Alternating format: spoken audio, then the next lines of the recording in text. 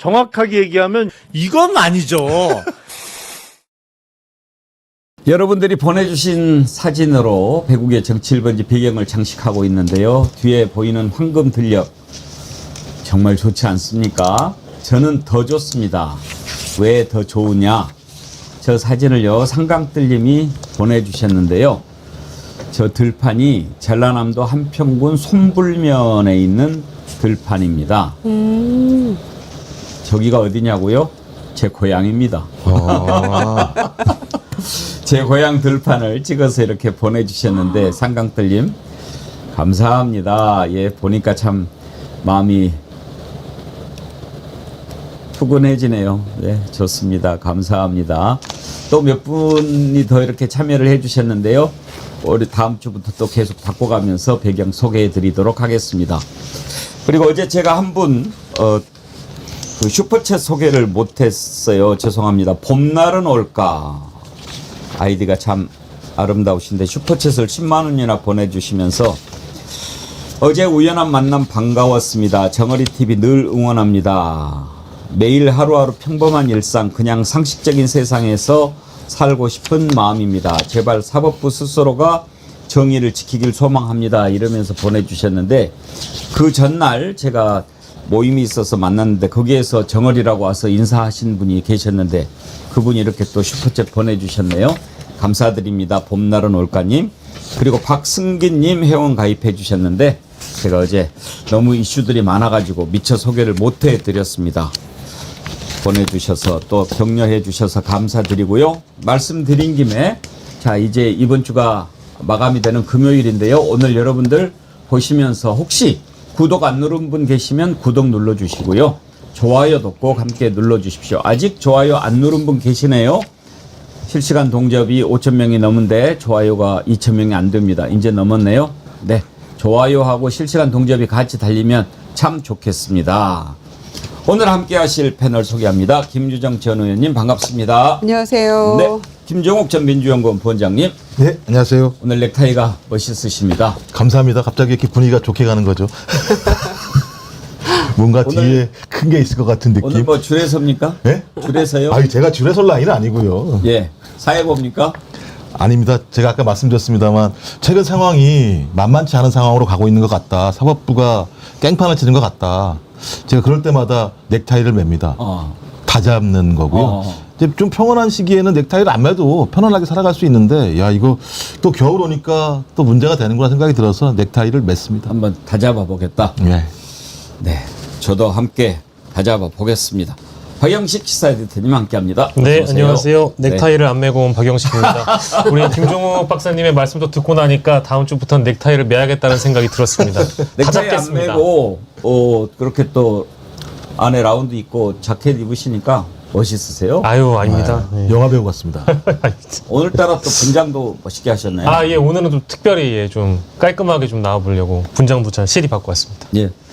자, 오늘 다뤄야 할 내용들이 많으니까 일찍 달려가 보겠습니다. 어제 대전이 두 개가 열렸습니다.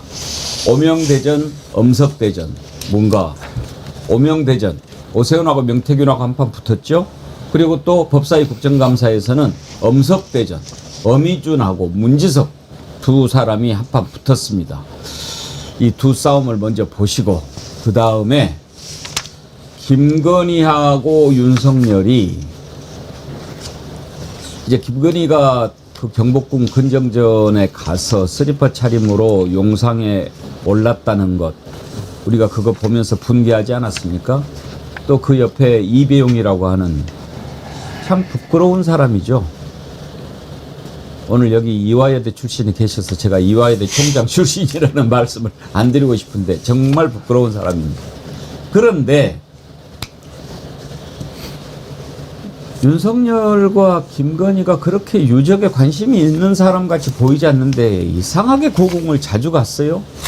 거기에다가 이번에는 명성황후 침소가 있는, 침전이 있는 곳에 가서 윤석열과 김건희가 경호원들도 못 들어오게 하고 10분 정도 머물렀다는 거죠. 뭘 했을까요? 정말 궁금하지 않습니까? 경호원을 물리친다? 이건 아주 은밀한 행위를 하기 위한 것 아니겠습니까? 뭘까요? 오늘 이 내용도 한번 다뤄보도록 하겠습니다. 먼저 어제 서울시 국정감사에서 오세훈과 명태균이 한판 붙었던 것부터 한번 가보겠습니다.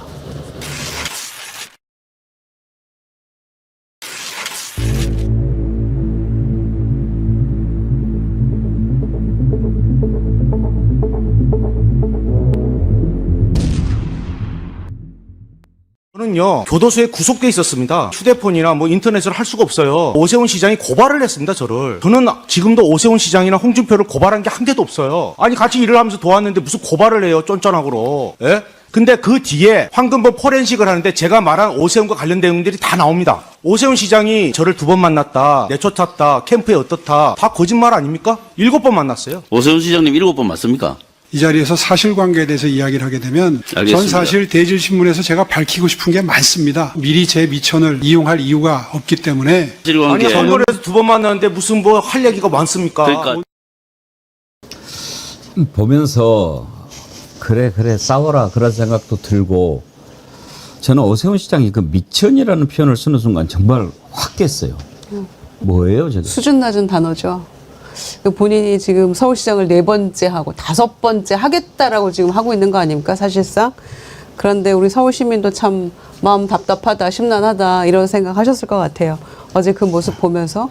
그러니까 자기가 왜 사실을 얘기 못합니까? 그러니까 명태균 씨한테 그 욕이나 듣죠. 왜냐면 너 미리 네가 죄를 지어서 재판 가는 거라고 지금 실토하는 거냐? 뭐 이런 얘기까지 하지 않았습니까? 명태균 씨가. 그런데 적어도 사실관계를 기다 아니다 뭐 맞다 틀리다 정도는 얘기할 수 있어야죠. 거기 앉아서 입 다물고 앉아서 특검 가서 얘기하겠다. 지금 어제 모습은 11월 8일 특검에서 2사람을 대질신문 하겠다고 하는 거에 전초전 같은 거였는데 뭐 그날 영향받을까 봐 미리 말 못한다는데 최소한 확인해 줄 수 있는 것들이 있잖아요. 시민들이 특히 서울 시민들이 그거 보면서 무슨 생각을 했을까 싶습니다. 정말 너무 황당하고 참담했습니다. 아니 뭐 장사합니까? 미천 따지게?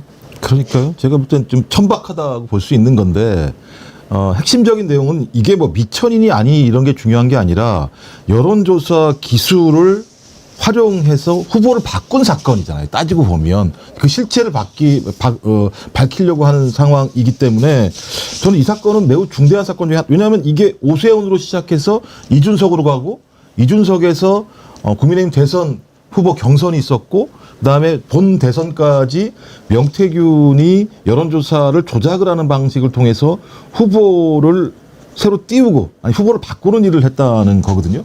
전 그런 면에 대한 사실관계를 밝혀야 되는데 이 사실관계가 밝혀지게 되면 오세훈에게는 다음 서울시장 미래가 없는 상황이니까 그것들을 최대한 공개적인 장소에서는 막고 누르기 위해서 미천이란 말, 대질신문이란 말을 했다라는 측면에선 저는 상당 부분 오세훈 스스로가 이 문제와 관련해서 뭔가 문제가 있다라고 하는 사실들을 그냥 그 본인이 어제 그 저 현장에서 보여준 거라는 생각이 들기 때문에 많은 국민들이 저 현장을 봤으면 아 오세훈과 명태균 사이에는 저희 정치자금법 문제와 관련해서 뭔가 있겠구나라고 하는 사실들이 대부분 좀 드러난 게 아닌가 어제 모습으로 이렇게 생각이 듭니다. 저는 그냥 어제 그 두 찌질이들의 싸움을 보는 것 같았어요. 명태균도 그렇고 오세훈도 그렇고. 그런데 특히 명태균은요. 어저께 이야기하는 거 보면 이렇게 그 정치인들 이야기할 때 존칭을 안 붙여요. 홍준표가 뭐 오세훈이가 김영선이가 저는 그걸 보면서 그런 생각이 들었어요. 명태균이 그동안 그런 사람들을 다 접촉해 왔습니까? 그런 사람들한테서 뭔가 존경할 만한 점을 못 본 거죠. 네. 맞는 말씀입니다. 그 명태균이 이 정치인들을 만나면서 느꼈던 것은 어차피 뭐 나와 같은 동일한 기준의 뭐 한 인간이다라기보다는 나보다 덜한 정치인들이 정치를 하겠다고 덤벼드는 걸 내가 여론조사를 통해서 당선을 시켜줬다. 그러니까 내가 이들보다는 훨씬 더 나은 존재다. 내가 메이커다라는 자신감이 있다라는 그 대목이 좀 느껴졌고요. 두 번째로는 방금 말씀하신 대목처럼 이 정치인이라는 존재도 별거 없는 존재라는 인식이 명태균 저변에 좀 깔려있다라는 생각이 들었고 세 번째는 지금 이 국정감사의 사실 피해자는 서울 시민입니다. 오세훈 시장은 이재명 경기도지사 당시의 스탠다드로 우리가 맞춰본다면 사법 리스크가 있는 서울시장이고요. 그러다 보니까 이 정상적인 서울시정이 가능하겠느냐라는 일단 의구심이 들었고, 마지막으로 이 명태균이 오세훈이라는 인물에 대한 대단한 악감정이 있다라는 건 이미 좀 공연하게 알려져 있는 사실이다 보니까 저런 모습들을 오세훈과 함께 연출하면서 무엇을 감추려고 하는가, 어떤 목적이 있어서 저 자리에서 저런 어떤 명태균 쇼를 연출하는 거라는 생각을 해봤는데, 제가 판단하기에는 명태균은 자신이 킹메이커가 되거나 정치에 개입할 만한 어떤 정치 브로커라고 우리가 보통 언론에 이제 그렇게 규정을 하니까요. 정치 브로커로서의 이 자신의 이 입지를 오히려 더 단단히 하고 싶어 하는 것 같아요. 예를 들면 명태균 게이트에 연루돼 있는 이준석이라든지 김종인이라든지 여러 정치인들에 대한 희망을 아직 버리지 않고 있어서 그들에게 언론의 포커스가 조명되는 것을 막기 위해 이런 식의 또 쇼를 연출하는 거 아닐까, 그런 생각까지 해봤습니다. 오세훈과 명태균이 공방을 벌이는 장면 하나 더 보실까요? 명태균 증인으로부터 선거 도움을 받으셨습니까? 선거 도움 받은 거 없습니다. 위증하셨네요. 아니 그럴 수 있어요. 자기가 뭐 자기 위치가 그러니까 그럴 수도 있는데 제가 오세훈 시장을 만나러 가면서 오세훈 통화하고요, 문자 보내고요. 하나 와요. 고맙네요. 질문 잘하셔서 위증했네요. 그래서 제가 증인을 세울 수 있고 문자가 있고 주고받은 게 있고 다 있어요. 제가 얘기해봐야 제가 입증 못하면 진술의 신뢰성이 없더라고요. 네, 제가 구속돼 보니까 세상에 나를 어떻게 고발을 해요. 대북방덕도 유분수지. 그 금수마도 못한 거 아니에요? 이렇게 사기꾼이 뭘 사기를 쳤어요? 내가 이득 본 게 있어요? 예. 이제 뭐 11월 8일인가? 네. 두 사람 대질 신문한다고 하지 않습니까? 그러면은 지금 둘 중에 한 명은 거짓말 하는 거 아니에요? 그렇습니다. 나는 2번 만났다. 예. 뭔 소리냐? 나 7번 어디에서 만났다라고 하니까. 그러면 둘 중에 한 명이 거짓말을 하는 건데 확실히 거짓말하고 있는 거죠. 대질 신문하면 나오지 않을까요? 나오겠죠. 그리고 지금 정리를 하면 오세훈 시장은 2번 만났다는 거고, 그리고 만남 다음에 관계를 정리했다라는 것이고, 명태균은 7번 만났다. 그리고 날짜, 장소 다 되더라고요. 목격자도 있다. 이렇게 얘기하면서. 그리고 전화 통화는 4번 했다. 그리고 이 사건의 본질은 2021년 4월 7일 서울시장 재보궐선거를 앞두고 미공개 여론조사를 13번을 했고, 그 다음에 3,300만 원을 오세훈 시장의 후원 회장을 했던 사람인가요? 김한정 씨로부터 3,300만 원을 받았고, 그 상황에 오 시장이 다 개입이 되고 알고 있다, 이런 거잖아요. 그러면서 이제 명태균 씨가 한 얘기가 질질 짜면서 얘기했다라는 그 대목이 바로 그겁니다. 나경원이 그때 한참 그 지지율이 높았거든요. 그래서 나경원을 이기는 여론조사가 필요합니다라고 말을 했다는 거죠. 그러니까 이거는 여론조사 비용 대납, 그러니까 정치자금법 위반이죠. 거기에 플러스해서 여론 조작까지 들어가는 그런 사건인데 지금 오세훈이 이렇게 발뺌을 하고 있는 것이죠. 그래서 2번 만났다라고 주장을 하고 있는데, 오세훈 또 그 본인이 썼던 휴대폰 7개인가 8개가 다 제출을 했거든요. 그러니까 아마 그 안에 내용이 다 있을 텐데, 두 사람이 이제 누가 이기느냐에 이것만 남아있는 것 같아요. 서로 다 패는 까는 것 같고, 오세훈 시장도 전화기 다 제출했으니까 거기에 증거 다 있다 지금 이렇게 주장하고 있는 거거든요. 지켜봐야겠죠. 이제 새로운 논리가 나왔죠. 2번, 그다음에 7번이잖아요. 근데 나는 스토킹 당한 거야. 나머지는 이 논리가 나온 거니까 전 대지 질문하면 서로 예를 들면 다른 얘기들을 계속하겠죠. 야, 난 7번 만났어. 그랬더니 난 2번 만났는데 아니야, 너 5번은 나 스토킹한 거잖아. 이런 얘기를 하게 되면 본질이 흐려지는 건데, 핵심적으로 저는 명태균도 웃긴 게 뭐냐면 김영선이 SH 사장 제안을 받았었지 않습니까? 그럼 SH 제안을 받으면 김한정은 거기다가 납품을 하게 하고 그다음에 아파트가 있으면 명태균은 아파트를 받고, 그러니까 이 패키지로 나쁜 짓을 하려고 했다라고 하는 것이 명쾌해지는 것이고, 이게 사실이라고 한다면 그 아파트를 주겠다고 얘기한 오세훈은 왜 주려고 했었을까? 제가 볼 때는 정치자금법 위반 문제를 덮기 이전에 실제로 뭔가 많은 큰 도움을 받았구나라고 밖에 볼 수 없는, 그러니까 명태균 입장에서는 다 알로 보는 거죠. 생각을 해보십시오. 오세훈을 만들었잖아요. 나경원을 죽이고 이준석을 만들었잖아요. 홍준표를 죽이고 윤석열을 만들었잖아요. 그러니 자기 아래는 다 알로 보이는 거지 그냥. 그러니까 그런 자가 나오니까 저렇게 예를 들면 뭐 저렇게 당당하게 얘기하는지, 저런 모습을 보면 국민의힘이 명태균이라고 하는 하나의 인물에 의해서 주물럭주물럭 됐다라고 하는 사실들이 간명하게 보여주는 명쾌한 장면이라는 생각이 들어서, 저는 저 정도면 국민의힘이 참 부끄럽고 창피해야 되는데 그렇지 않는 모습을 보면 참 저기도 제가 볼 때는 맨날 하는 얘기입니다만 해산을 안 당하면 이상할 정당이다 이런 생각이 들어요. 어제 명태균은 자신의 이 서울시 국정감사 출석이 무척이나 좀 마음에 들고 효능감을 느꼈던 것 같습니다. 왜냐하면 밤사이에 제가 제 기억이 오늘 어제로 기억이 나는데 명태균 페이스북을 보면 명태균 스스로가 명태균 페이스북에 이렇게 씁니다. 명태균 10월 30일 국정감사 나갑니다. 그러니까 이제 경남도의 국정감사를 내가 출석할 예정이라고 홍보를 해놨어요. 그러니까 내가 서울시 국정감사도 갔지만 경남도 국정감사도 출석할 예정이라고 예고를 한 것을 보면 내가 이렇게 지금 난다 긴다 한다는 자치단체장들이나 국민의힘 정치인들 쥐락펴락 할 수 있는 사람이다. 나 이렇게 대단한 사람이다. 그 쩔쩔매는 모습 보지 않았냐. 아마 박완수 경남도지사도 나 만나면 할 말 없을걸? 내가 메이커야. 이제 이런 모습을 보여주는 거에 대한 효능감을 느꼈기 때문에 아마 경남도 국정감사도 볼만할 겁니다. 어제 이렇게 보면은 명태균도 자기 유리할 대로 막 나름대로 지금 머리를 써가면서 이야기하지 않습니까? 뭐 본인이 혹시 법적으로 걸릴 거 있으면 그거 피해가면서 뭐 이야기하고 그러면서 또 거짓말하는 걸 공격하고 막 이렇게 하고 오세훈은 그야말로 전전긍긍하고 있는 그런 모습 우리가 봤는데 자 김영남 의원님 오셨네요. 어제 오세훈과 명태균 이렇게 맞짱 뜨는 거 보고 어떤 생각이 드셨어요? 어떤 흥미 요소는 됐는데 별로 소용은 없다.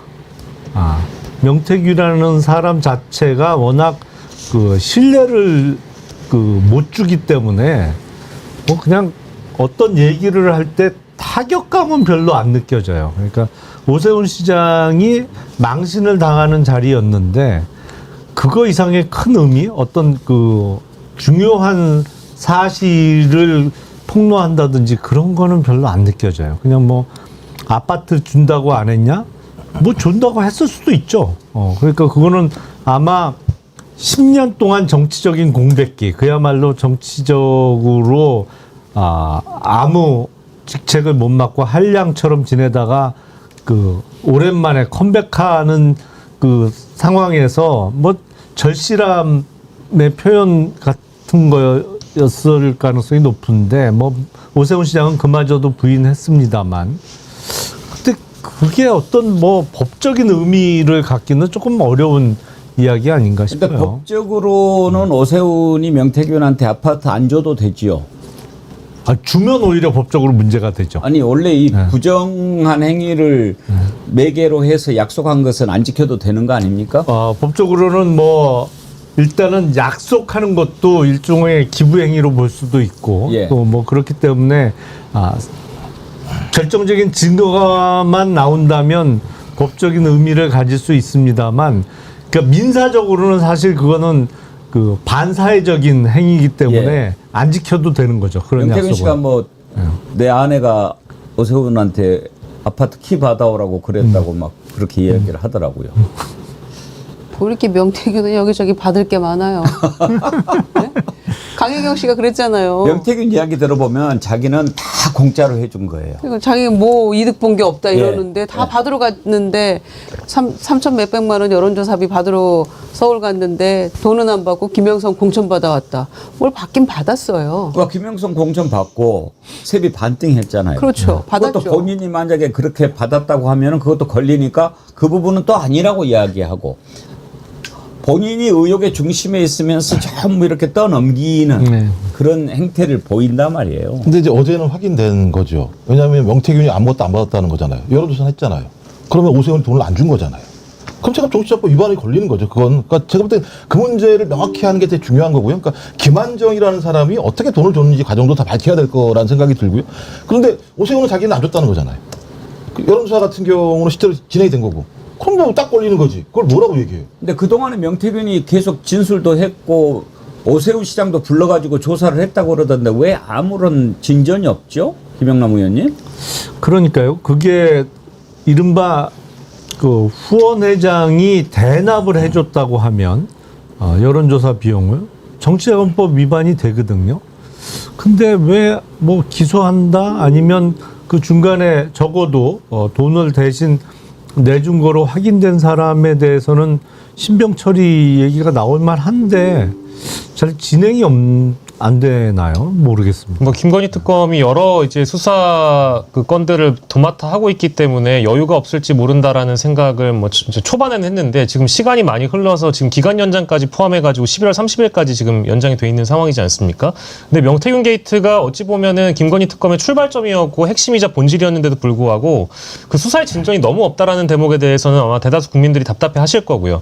그러다 보니까 이 수사 대상들한테 여유를 너무 많이 준 것 같아요. 이미 국정감사 기간이 돼버렸고 또 연말국회 예산국회 뭐 일정이 있다 만다 해가지고 많은 정치인들이 이 수사 대상임에도 불구하고 수사를 차일피일 미룰 수 있는 어떤 명분을 특검 스스로가 자처했다라는 측면이 들고 아까 제가 이제 명태균 씨가 지금의 어떤 이 미디어 환경을 가지고 놀고 있다, 쥐락펴락하고 있다는 말씀을 이미 드렸는데 SNS를 저도 굳이 이제 이렇게 막 이렇게 자료로 활용하고 싶은 생각 전혀 없는데. 이게 항상 자신이 SNS를 올리면 거기 위에 노래를 첨부할 수 있거든요. 그래서 지금도 저걸 보시면 서울시 국정감사 나가기 전에 명태균 나쁜 놈 잡으러 오늘은 서울시청 간다. 나쁜 놈이 누구겠습니까? 오세훈 시장 아니겠습니까? 거기 위에 보면 꼭 서울의 찬가 이런 노래를 하나 캡처를 해놔요. 다음 거 보여주시겠어요? 아까 제가 말씀드렸던 요게 이제 오늘 2시간 전에 나온 이 페이스북인데요. 이제 자기를 이제 그 포장을 하는 거죠. 명태균은 대의와 자존심으로 사는 사람이다. 미안하다, 잘못했다, 오해가 있었다 이 말 한마디가 그렇게 어렵냐라는 것은 자신을 배신하려고 드는 그간 한 자리씩 지금 하고 있는 정치인들을 대상으로 한 말 혹은 오세훈 시장을 두고 한 말의 가능성이 높고 새벽에 집에 도착하니 반송 동사무소에서 쌀과 라면을 갖다 놓고 가셨다. 아내와 딸들에게 정말 면목이 없다. 미안해 사랑해. 이제 자신의 어떤 뭐 가정적인 모습 이런 거 해놓으면서 그 노래를 보시면 됩니다. Love you with all my heart. 내가 이렇게 꼭 그렇게 읽어야 됩니까? Love you with all my heart. 크러쉬의 노래를 또 이렇게 해놨거든요. 사실 이 노래 제목 중에 가장 재밌는 건 이 대목인데 아까 소개해드렸던 어제 국정감사 끝나고 올린 페이스북이거든요. 저 위에 보시면 우리 앵커님이 좋아하시는 가수의 노래가 적혀 있습니다. Leopard of Kilimanjaro. 조용필의 노래. 킬리만자로의 표범. 자기가 표범이라 이겁니다. 산정 높이 올라가. 그렇죠. 그래서 이제 경남도 국정감사 가서 내가 또 표범 한 마리가 되겠다. 이거를 보여주고 싶은 SNS입니다. 근데 굶어 죽는데? 아무리 봐도 하이에나 쪽에 가까운 것 같은데. 썩은 고기를 찾아 헤매는 하이에나 쪽인 것 같은데. 또 저렇게 올리는군요. 예, 매일같이 올립니다. 음악도 이렇게 선곡을 예. 해가지고. 그러니까 저런 유형의 사람은 본인에 대한 대중의 관심이 떨어지는 거를 못 참는 것 같아요. 그러니까 여기저기 막 자리를 만들어서 나가는 형태 아닌가 싶은데. 김건희랑 같은 과예요. 관종이에요. 관종이죠. 네, 약간 예. 종류가 다른 관종이라고 봐야겠죠. 제가 오늘 이제 일부러 이렇게 프레임을 만들려고 오세훈, 명태균 싸운 거, 그 다음에 엄희준, 문지석 이렇게 붙은 거, 이걸 가지고 오명대전, 엄석대전, 엄석대전은 일그러진 영웅 엄석대 이렇게 차용해가지고 한번 붙여봤는데 대전이라고 붙이는 것 자체가 좀 부끄럽습니다. 저건 정말 어디 뒷골목 조무래기들이 이렇게 붙어서 싸우는 것 같은 야바이꾼들. 예. 아유, 빨리 넘어갈까요? 네? 엄석대전으로 갑시다. 그것도 그런 거 아닌가요? 한 사람은 좋은 이건 사람이니까. 좀 다르게 봐야죠. 한 사람은 좀 좋은 예. 사람이니까. 오세훈, 명태균은 이 정도 하고 어제 법사위에서 또 다시 그 얘기가 나왔습니다. 그런데 오늘 이 부분은 좀 짚어볼게. 이 과정에서 또 무슨 얘기가 막 나오고 그랬고요. 어제 이재명 대통령이 사정기관에 조작하고 이런 거 엄벌해야 된다라고 얘기했는데 이것과 좀 관련이 있을 것 같아서 한번 이 내용 살펴보겠습니다.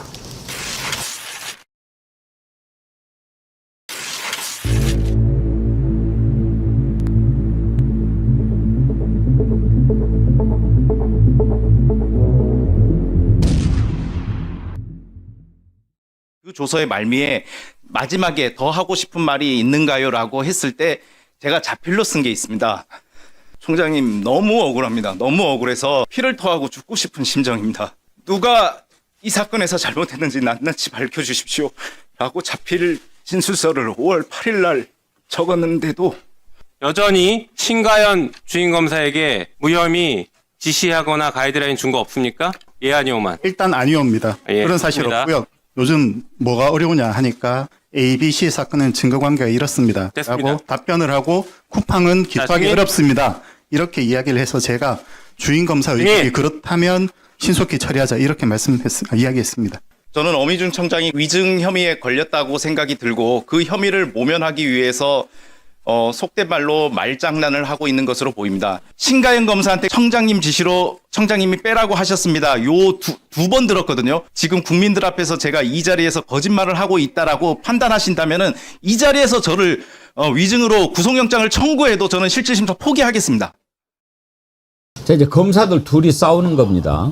부천지청에서 근무했던 부천지청장 출신, 지금 이제 광주고검 검사로 가 있는 어미준, 그리고 사건을 담당했던 문지석 부장검사. 이제 쿠팡 그 근로자들 수사를 하고 있는데 어미준 청장이 야, 이거 무혐의 처리해라고 지시를 했다는 거죠. 이제 저것도 둘 중에 한 명이 사실을 얘기하지 않는 거죠. 근데 어제도 문지석 검사가, 부장검사가 눈물을 흘리면서 얘기를 했어요. 우리가 이제 진실을 알 수는 없지만 피를 토하고 죽고 싶은 심정이다. 그런 얘기까지 하더군요, 김유정 의원님. 그러니까요. 이제 결론은 쿠팡 노동자들은 일단 퇴직금을 받게 됐습니다. 규정을 바꿔서 한다고. 그건 잘된 일인 것 같아요.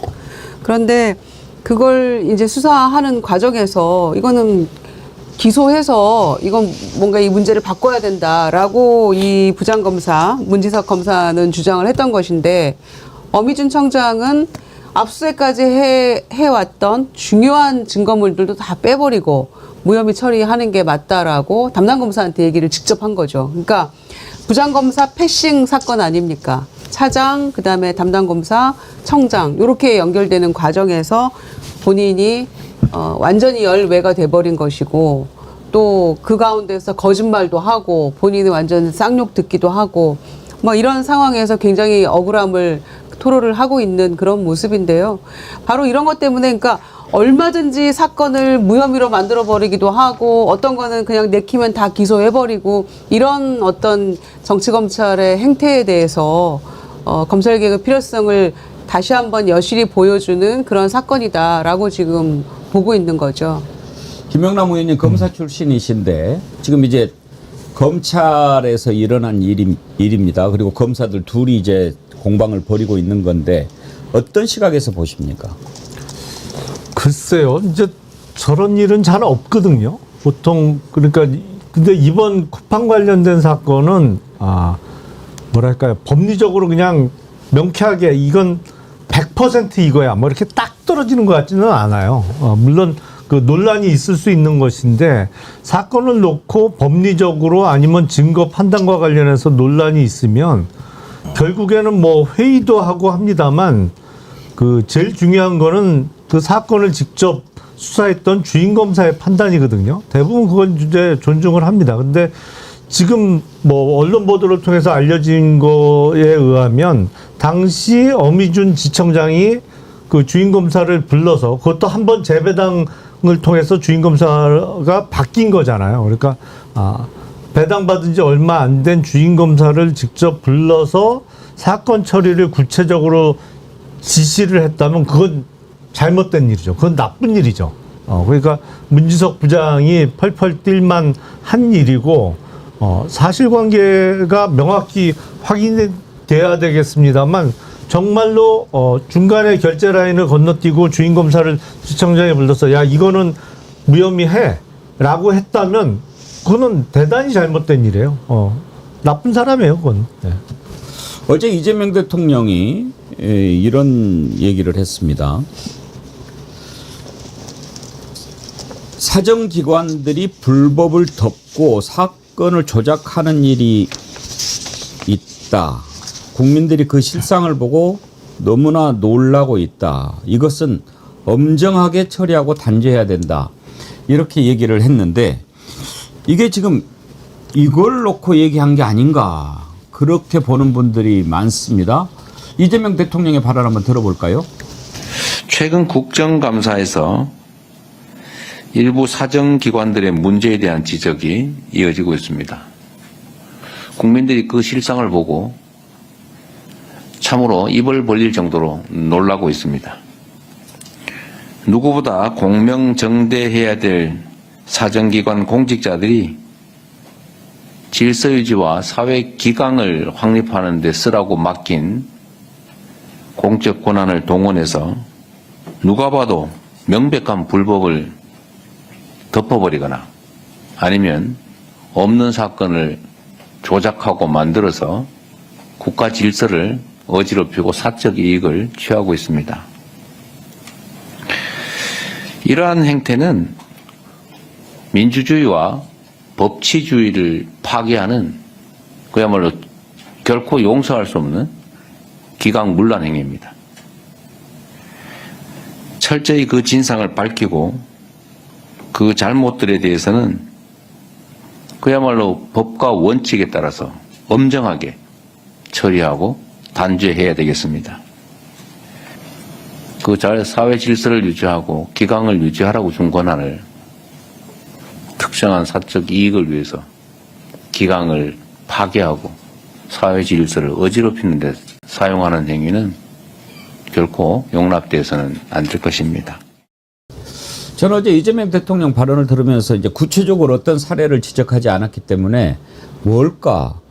감사원, 뭐 검찰, 또 그 전에 그 조폭 편지 조작도 있었고 뭐를 지목하는 걸까 궁금하긴 했는데 김종국 원장님은 이재명 대통령이 어떤 사건을 생각하면서 얘기를 한 것 같습니까? 저는 뭐 검찰하고 경찰이라는 생각이 드는데 마약 사건 문제도 분명히 걸려 있는 거 아니겠습니까? 그다음에 이 쿠팡 사건 같은 경우는 저는 이거 굉장히 큰 사건으로 비화될 가능성들이 있다라고 생각이 드는 게 일단 기본적으로 고용노동부 차원에서는 기소 의견으로 들어온 내용들을 검찰에서 불기소 처분을 무혐의 처분을 해버린 상황인데 그 당시 고용노동부 장관이 김문수였는데 이 김문수 고용노동부가 8개인가요? 아마 로펌에다가 쿠팡 취업규칙 이 위법인지 아닌지 회신해달라고 요청했는데 다 위법이라고 회신이 완되고 공개하지 않은 일들이 벌어집니다.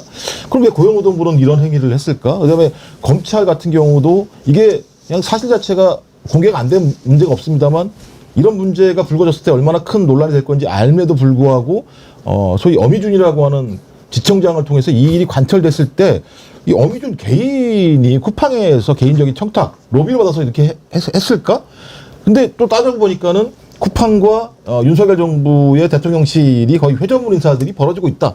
이런 과정을 보면 고용노동부, 검찰, 대통령실까지 연결되어 있는 사안이기 때문에 이 사안이 어디로부터 오도가 온 거냐라고 하는 사실을 밝히는 게 전 이 사건을 실체를 밝히는 핵심적인 사안이라는 생각이 들어서 그냥 단순하게 어미준과 문지석 이 두 검사 간의 갈등의 문제가 아니라 저는 대통령실의 오더가 내려온 사건이라고 보여지고 그렇기 때문에 이런 과정이 벌어진 게 아닌가 생각이 들어서 대단히 중대한 사건 중에 하나일 거다. 만약에 이런 어떤 프레임으로 이재명 대통령이 이해했다고 한다면 저렇게 공개적으로 얘기할 만한 내용인 거죠. 그냥 단순하게 검찰 내부의 검사들 간의 갈등의 문제가 아니라 조직적으로 어떤 사건들을 은폐해내고 무혐의를 만들기 위한 또 과정들의 작업이라고 한다면 저는 사정기관이 특정한 기업을 위해서 자기 권한들을 완전히 남용한 거 아니겠습니까? 전 그런 측면에서는 대통령이 그렇게 이해했을 가능성도 있다. 뭐 마약 사건도 마찬가지겠습니다만. 박영식 에디터 시각은 어떠신가요? 저는 이건 이제 그 다양한 사건들을 노린 대통령의 다목적 포석이라고 생각을 하는데요. 핵심만 요약을 하자면 이것은 검찰이 국민과 공익을 대변하는 것이 아니라 권력을 대변하는 검찰이 된 거에 대한 일침을 대통령께서 놓으셨다고 생각합니다. 이거 최근 국정감사에서는이라는 전제가 있었기 때문에 당연히 아까 말씀하셨던 엄석대전, 즉 어미준 당시의 부천지청장이 무혐의 수사 가이드라인을 내리고 핵심 증거를 누락시켜서 특정 기업에 대한 이익을 대변했다. 그리고 그 쿠팡 쪽에서도 아마 실제 권력에게 로비를 했기 때문에 그 윗선, 상선에서 어미준에게 지시를 내렸을 가능성이 매우 높기 때문에 이 첫 번째 사건은 권력을 위한 검찰이라고 보는 것이 맞고요. 두 번째는 저는 띠지 분실 사건도 대통령이 염두를 하셨다고 생각을 합니다. 최근에 이제 대검에서 감찰을 했다라고는 하는데 실제 일부 과실은 있었지만 의도적으로 증거를 인멸한 것이 아니다라는 대검의 감찰 결과가 나왔고 법무부에서 이거를 지금 판단하기 일부 직전이거든요. 그러니까 이 사건도 마찬가지로 국정감사에서 다뤄지고 있기 때문에 띠지 분실을 통해서 권력을 위해서 검찰이 복무한 것 아니냐. 국민과 공익을 대변하는 것이 아니었다. 띠지 분실 사건과 이 쿠팡 무혐의 사건을 둘 다 노린 것이라고 저는 생각합니다. 근데 이 엄석대전의 와중에 이게 아주 이상한 방향으로 지금 흘러갈 만한 게 하나 나왔습니다. 무슨 얘기냐면 어미준 지청장이죠. 아마 이제 무혐의 처리해라 이렇게 하는데 그 문부장 검사가 반발하니까 이제 보자고 했겠죠. 우리 지청장실에서 이런저런 이야기를 하는데 그걸 녹음을 한 것 같습니다. 그 내용을 보면 그 뭐 좀 그렇게 좀 하면 안 되냐. 내가 말이야. 그 전에 그 정무수석 홍철호 정무수석 얘기죠. 굽네치킨이라고 그 치킨 했던 사람 아닙니까? 예. 거기 수사를 했다가 나 박성재 장관한테 아주 쌍욕을 들었어. 그래가지고 나도 검사장 좀 승진해야 되는데 말이야. 뭐 이런 식으로 얘기를 했는데 만약에 그게 사실이라고 하면 이건 또 다른 사건이 되는 거죠. 그 내용 한번 들어보시죠. 그때 법무부 대변인이 얼마나 많이 치는지 그거 다 아시지 않습니까? 응?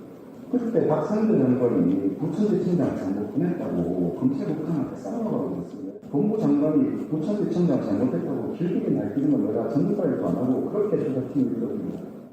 이렇게 되게 다르고 내가 그때 이번 정부에서 내가 분산을 쓰면 안 되겠구나. 그 수사 시작하고 박수제하고 내가 4일 만에 그 얘기 들었어요. 나라고 분산을 승진이 어떻게 없겠습니까? 응? 나라고 이동의 정부에서 잘 나가고 싶은 마음이 없었겠어? 내 개인적으로 가장 큰 이익을 희생하고 들어가고 수사팀 리더들고 3부장 리더들고 있습니다. 쿠팡이 뭐라고? 자, 이제 저건 또 다른 문제죠. 지금 설득을 하면서 야, 나도 지금 이렇게 저기 하는데 너 그걸 그렇게 하냐. 이제 이런 얘기 같아요, 김정우 원장님.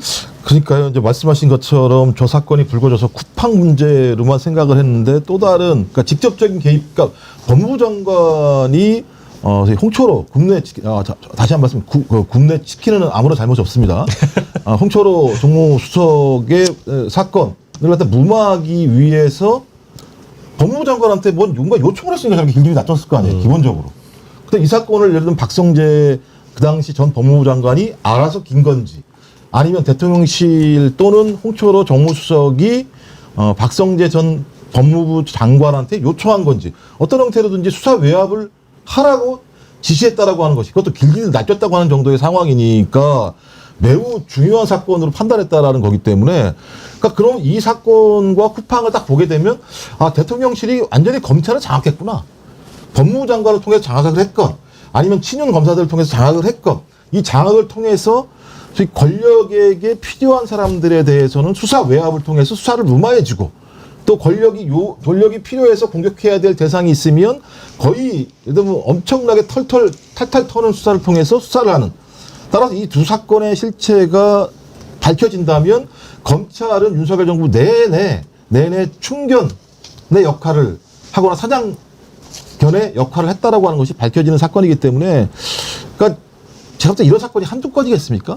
저는 가져가 계속 또 확전되고 확대될 거라고 생각을 합니다. 지금 저 내용 그 사실 여부도 이제 밝혀져야 되겠지만 김용남 의원님 그러면 지금 어미준 지청장이 하는 얘기를 어떻게 해석을 해야 됩니까? 야, 내가 굽네치킨 때문에 홍철호 수사하다가 박성재 장관한테 완전히 깨졌는데 이것도 제대로 못하면 나는 검사장 완전 날아가는 건데 좀 안 되겠냐 이 얘기일까요? 아니면 야 그때 이렇게 해가지고 내가 이렇게 혼났는데 이런 정도는 너도 좀 해야 되는 거 아니냐 어떤 얘기로 봐야 됩니까? 그러니까 그 어미준 당시 지청장의 이야기는 아마 후자의 취지인 것 같아요. 그러니까 홍철호 정무수석 관련된 선거법 위반 사건이죠. 그거 수사 때문에 내가 박성재 당시 법무부 장관으로부터 그 욕을 많이 먹었다는 것을 전해 들었다는 거잖아요. 그래 그 정도로 내가 막아줬는데 왜 이 사건 쿠팡 관련된 이 사건 때문에 나한테 이렇게 계속 그 뭐랄까 들이받냐 뭐 이런 취지인 것 같은데 제가 보기엔 홍철호 정무수석 관련된 선거법 위반 사건 제대로 수사가 안 된 것 같은데요. 그 사안을 보면 총선을 앞두고 홍철호 정무수석의 지인이 굽네치킨 상품권 100만 원을 이제 돌렸다는 거잖아요. 예. 근데 선거 때 그 정도면은 100만 원 기부행위면은 구속감이거든요. 예. 근데 구속영장을 청구했었다는 얘기가 안 보여요. 언론 기사에. 결국에는 그 기소가 되고 벌금 500만 원 선고받는 거로 끝난 것 같은데 위로 수사 확대가 안 된 거잖아요. 예를 들어서 그러면 그 상품권을 100만 원어치를 돌렸다는 강모 씨가 그 상품권을 누구한테 받았느냐, 굽네 치킨 상품권을 어디서 얻었느냐를 타고 올라가는 수사가 됐어야 될 것 같은데 제가 보기엔 그것도 뭐 외압을 철저하게 막아줬다라고 저렇게 본인이 잘한 것처럼 얘기할 거리는 못 되는 것 같은데요. 잘한 것도 아니고 내가 이거 수사해가지고 괜히 수사해서 혼났다고 지금 그런 이야기 하는 거 아닙니까? 그렇습니다. 그러니까 홍철호 수석이 김포시 을 국회의원을 한번 했죠. 그런데 작년 총선에 나가서 떨어졌어요. 지금 민주당 박상혁 의원 지역구입니다. 그런데 굽네 치킨으로 더 잘 알려져 있는 사람이죠. 그런데 작년 총선에서 그 아까 말씀하신 홍철호 수석 지인 강모 씨가 뿌린 상품권이 다 이제 그 지역구에 뿌려졌다는 거 아니에요. 그런데 결국에는 홍철호 수석은 무혐의예요. 강 씨만 벌금 500만 원 받은 거예요. 그러니까 이거는 그냥 사건이 덮인 거라고 저는 보거든요. 그런데 어미준이 5월 29일 날 문지석 검사를 왜 불렀냐. 이런 식으로 무마하고 나 패싱하고 기소할 거를 무혐의 처리하고 했다라는 이유로 수사 의뢰를 합니다. 어미준 청장을 5월에. 그러니까 불러가지고 야 내가 박성재 장관한테 이렇게 혼나가며 쌍욕 들어가면서 이번 정권에서는 내 승진도 포기해가면서 그 홍철호 수석 수사했다고 선거법 위반 수사했다고 그렇게 혼나가면서도 내가 너네 팀 다 밀어주고 이렇게 특활비도 더 주고 가면서 했는데 내가 쿠팡을 뭘 덮으려고 하고 뭐 무혐의를 하려고 그랬겠냐. 너네 많이 밀어준 거다. 그런데 어떻게 수사 의뢰를 하고 나를 또 허위 공문서 작성하고 했다고 이런 식으로 하냐. 난 너네를 위해서 내 승진까지도 포기해가면서 이렇게 욕 들어가면서 너네 밀어준 건데 두 개가 짬뽕이 된 건데요. 나도 억울하고 나도 승진 못했고 그래도 내가 그 가운데서도 너네 수사는 밀어주려고 했는데 뭘 내가 이거를 일부러 조작해서 덮으려고 했겠냐. 쿠팡 건을. 뭐 그런 얘기입니다. 그런데 그냥 다지질한 얘기 같고요. 어쨌거나 홍철호 수석 건은 이 정권 윤석열 정권 덕본 게 사실인 것 같아요. 덮였어요. 일단 홍 수석은.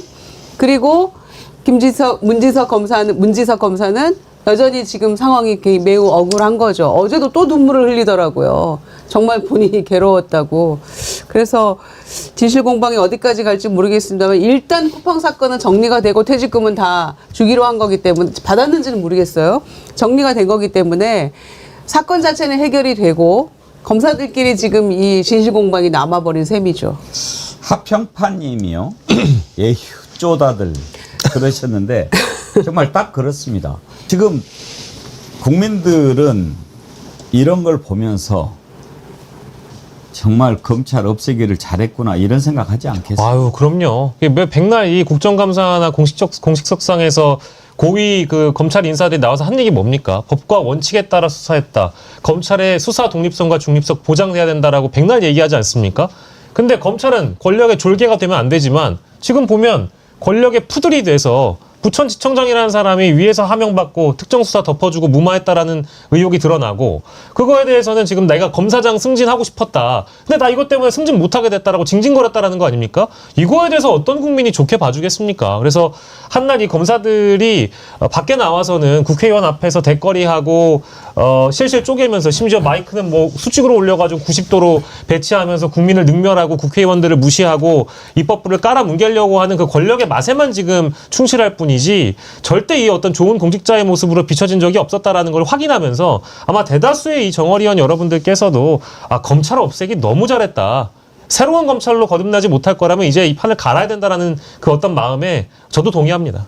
그나저나 박성재 이 건으로도 또 수사해야 되는 거 아닌가요, 김용남 의원님? 그러니까 이게 어떤 식으로 예를 들어서 사건 처리와 관련해서 법적으로는 법무부 장관은 구체적인 사건과 관련해서 일선지검이나 뭐 그게 지청장이 됐던 어떠한 얘기도 하면 안 됩니다. 하려면 검찰총장을 통해서 그것도 서면으로만 할 수 있어요. 사건 처리 관련된 지시나 어떤 전달은. 그렇기 때문에 이 홍철호 정무수석 관련 사건으로 보이는 거와 관련해서 장관이 뭐 검찰국장이나 누굴 통해서 일선 검찰청에 직접적으로 어떤 지시나 명령을 하달했다고 하면 그거 자체가 검찰청법 위반이죠. 근데 사건 처리와 관련해서 사전에 어떤 지시를 한 건지 아니면 압수수색이 이루어졌다는 것을 알고 뭐 거기서 욕을 하고 펄펄 뛰고 거기서 끝난 건지 그거는 한번 확인을 해봐야죠. 사실관계가 어떻게 진행된 건지를. 그 이혼 전문 변호사한테 들은 얘기인데요. 정말 그 힘들다라고 하더군요. 그러니까 둘이 막 이렇게 자기 주장을 할 거 아닙니까? 당사자들이. 하다 보면 온갖 얘기가 다 나오는 거죠. 그러면 내 결혼 생활에 대해서도 많이 돌아보게 되고 그런다고 이게 참 스트레스가 심한 직업이라고 그렇게 얘기하는 걸 들었는데 지금 뭐 둘이 서로 이야기하면서 너는 인마 이렇게 했고 지금 이런 것들이 다 나오는 상황 아닙니까? 근데 이게 좀 웃긴 게 아니 법무부 장관이 뭐 때문에 이렇게 길길이 날뛰었을까? 장관이 날뛸 정도의 사건이라고 하면 매우 중대한 사건이잖아요. 장관이 뭐 이런 거 가지고 날뛸 이유가 있나요? 왜 정무수석을 수사하냐고 감히. 그러니까요. 그다음에 검찰국장한테 쌍욕을 했다는 거잖아요. 근데 이걸 어미준이 다 알고 있잖아요. 어미준이 이걸 어떻게 알았어요? 누가 얘기를 들었을 거 아닙니까? 어미준한테 쌍욕했다는 거 아니에요? 아니 검찰국장한테 쌍욕을 했다는 거예요. 근데 이걸 어미준이 자기 입으로 얘기를 하잖아요. 그럼 이제 검찰국장이 어미준한테 얘기한 거죠. 그러면 이제 걸리는 거죠. 법적으로 이게 사실이라 그러면 야 네가 어떻게 나한테 당연히 그렇죠. 그 말씀 드린 겁니다. 근데 왜 그러십니까? 있는 팩트만 말씀을 드렸는데. 아니 저는 이제 이 두 사람의 갈등이나 문지석 검사의 폭로도 뭐 존중합니다만은 중요한 거는 쿠팡이 누구에게 로비했는지가 전 제일 중요하다고 생각합니다. 그러니까 쿠팡의 사건을 덮으라고 지시한 사람이 있지 않았겠습니까? 그러니까 정무수석의 사건을 열심히 수사한다라고 해서 부청장 잘못 뽑았다고 검찰국장한테 법무부 장관이 쌍욕까지 할 정도였다라고 하면 쿠팡 사건을 반드시 무혐의로 만들어야 한다라고 지시를 한 사람이 있었을 겁니다. 그럼 이것도 이제 권력의 하명을 받아가지고 무혐의를 만들었을 가능성이 높은데 그걸 이행한 사람이 어미준이라면 일단은 쿠팡은 누구에게 로비했는지 조사는 해봐야 되지 않겠습니까? 지금 이 노동자들에게 200만 원의 준하는 퇴직금을 주고 이 사건을 마무리하고 덮고 지나갈 것이 아니라 이 사건을 왜 그런 식으로 덮으려고 했었는가? 지시자는 누구인가? 그 뿌리를 찾아야 된다고 생각합니다. 자, 이것도 안 봐도 비디오인데 뭐 어떻게 했을 것만 한데 그러니까 윤석열 정부에서 일어났던 일들이 대체로 그런 거 아닙니까? 어떤 일들이 정상적으로 가는 것을 비틀어요. 비틀어가지고 정상적으로 한 놈을 혼을 내요. 윤석열이 그렇게 산 거 아니겠습니까? 그렇게 살았겠죠. 자, 이 내용으로 넘어가 보겠습니다. 윤석열, 김건희 부부가 2023년 3월 5일에 경복궁을 갑자기 찾아왔어요. 오후 5시쯤에. 그래가지고 야 여기 뭐 걸어가기 힘드니까 카트. 그래서 카트를 이렇게 준비를 했는데 고궁을 좀 이렇게 걸어 다녀야지 그것도 카트를 타고 이동을 해요. 그러니까 고궁을 돌아볼 생각이 있었던 것은 아닌 것 같아요. 다른 목적이 있었겠죠. 근데 경복궁의 카트가 다 낡아가지고 옆에 있는 창경궁에서 얼른 뭐 가져왔다는 거죠.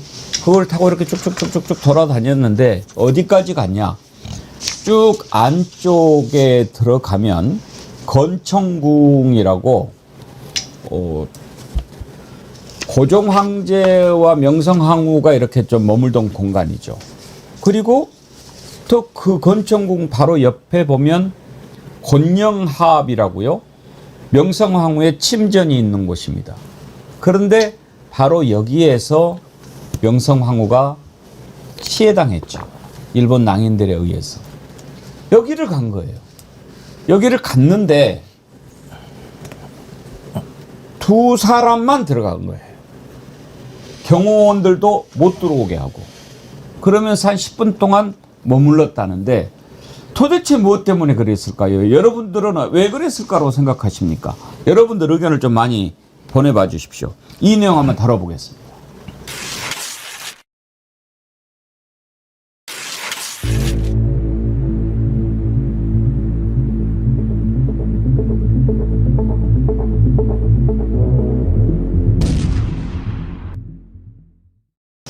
일단 문화재 차원에서 봤을 때도 저렇게 대통령이라고 해서 함부로 막 들어가고 그럴 수 있는 장소가 아니지 않습니까? 그렇습니다. 그러니까 출입 금지된 곳이에요. 그런데 예고 없이 가가지고 문 열어라.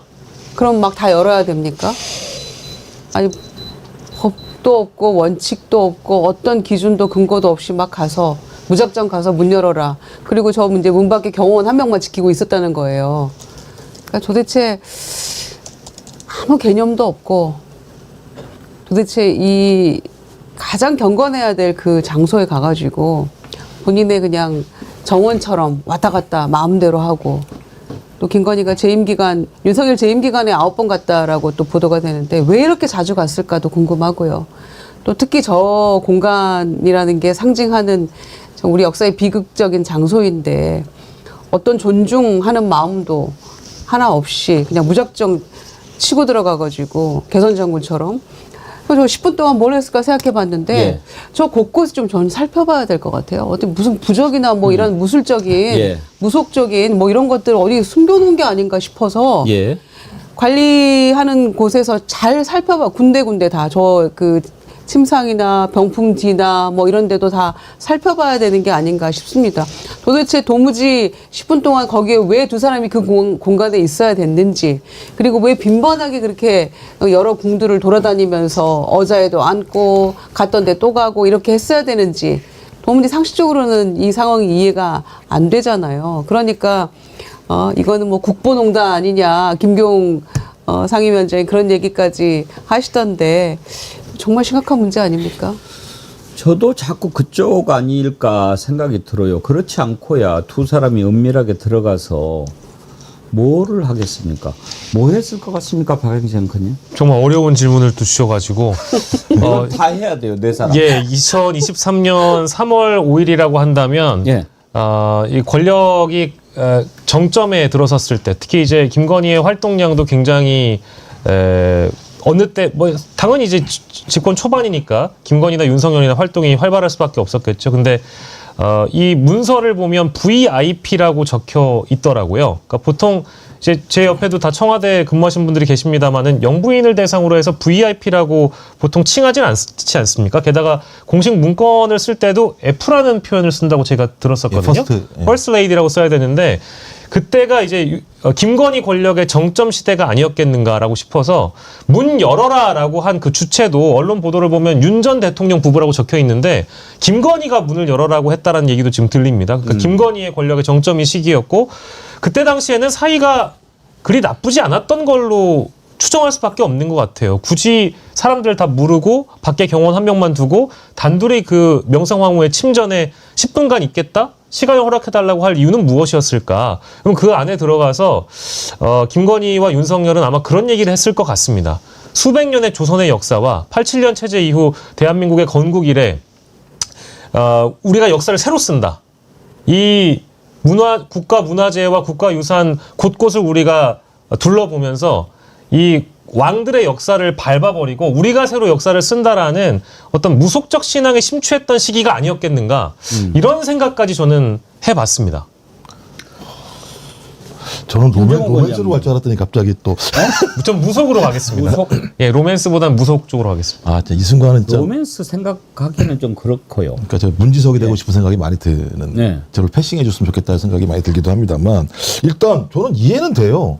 아니 TV 토론 나와서 손바닥에다가 왕자를 새기고 나오는 사람이라고 한다면 상식적인 수준이 아니라 주술의 힘을 통해서 대통령이 되고 싶었던 사람이고 그 주술적인 영감을 누가 줬겠습니까? 제가 볼 때는 김건희가 지속적으로 줬을 거라 생각이 들고 둘이 그러면 한쪽에 의해서 김건희에 의해서 윤석열은 가스라이팅이 됐을 거라 생각이 들고 거기에 핵심적인 것은 자 네가 너같이 이렇게 못난 인간을 대통령으로 만들었던 건 나의 힘이고 나는 영적으로 되게 뛰어난 사람이야. 주술적인 문제에 대해서 계속 얘기했을 거라는 생각이 들고 또 하나는 김건희의 제가 지식 수준을 잘 모르겠습니다만 저도 잘 몰랐던 권영합 이런 거 같은 경우는 권영합 예, 본인이 알아서 갔을까요? 제가 볼 때 누군가 주술적인 측면에서 얘기를 해줬을 거라는 생각이 들죠. 그러니까 그런 데만 찾아다녔겠죠. 그렇다면 이 장소가 어떤 장소냐? 원한의 장소잖아요. 소위 일제에 의해서 우리 명성황후가 시해를 당했던 그러니까 아주 가장 원한이 쌓여 있는 공간 중에 하나 아니겠어요? 전 이거 특정해서 골라준 거 아닌가? 거기 가서 어떤 주술적 행위를 하라고 얘기를 했을 것 같고, 그러니까 경호원 같은 경우도 다 내치고 둘이만 들어가서 어떤 주술적 행위를 했겠죠. 근데 제가 아까 패싱을 해달라는 말씀은 저는 주술적 행위가 뭔지 잘 몰라서 설명할 방법이 없어서 많은 우리 정의원들이 그런 내용을 좀 아시면 댓글에 올려주시면 동시에 좋아요도 같이 눌러주시면 좋겠습니다. 김용남 의원님 의견까지 한번 들어보고 제 생각을 말씀드리겠습니다. 그러니까 김건희 윤석열 부부가 행동한 거를 단편적으로 보면, 예를 들어서 뭐 김건희가 어자에 앉았다 내지는 개방이 안 된 그 장소를 문을 열으라고 해서 따고 들어가서 뭐 10분 동안 둘만 있었다, 단편적으로 이렇게 보면 그냥 개개인의 행위는 몰상식의 극치예요. 하나하나를 따로따로 떼어놓고 보면. 근데 전체적으로 연결해서 보면 이거는 무속 내지는 주술 외에는 설명이 안 돼요.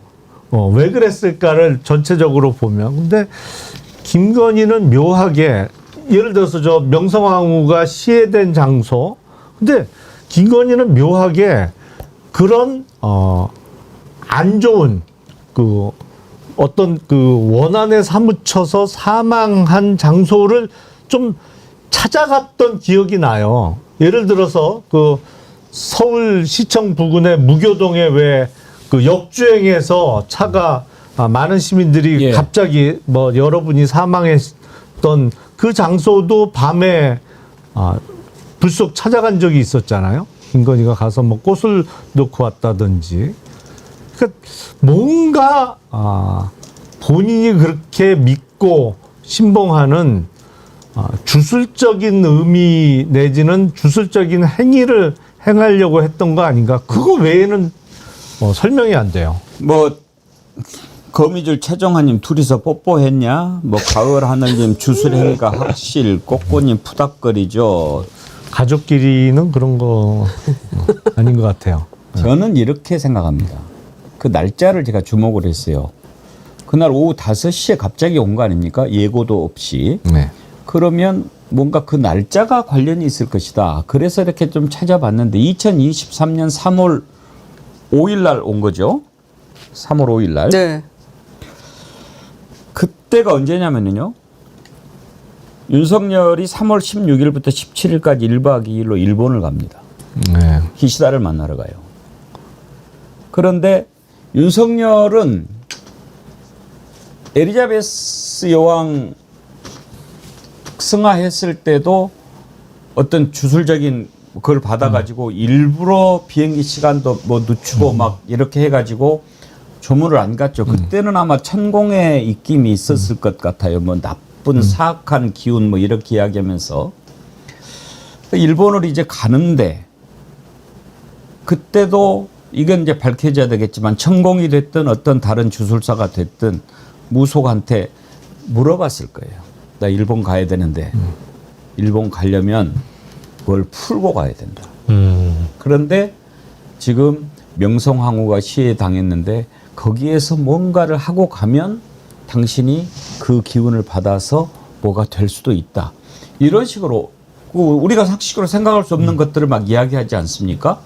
그래서 2023년 3월 5일 날 갑자기 명성황후가 시해된 그 장소를 찾아가서 둘이가 숨어 있었죠.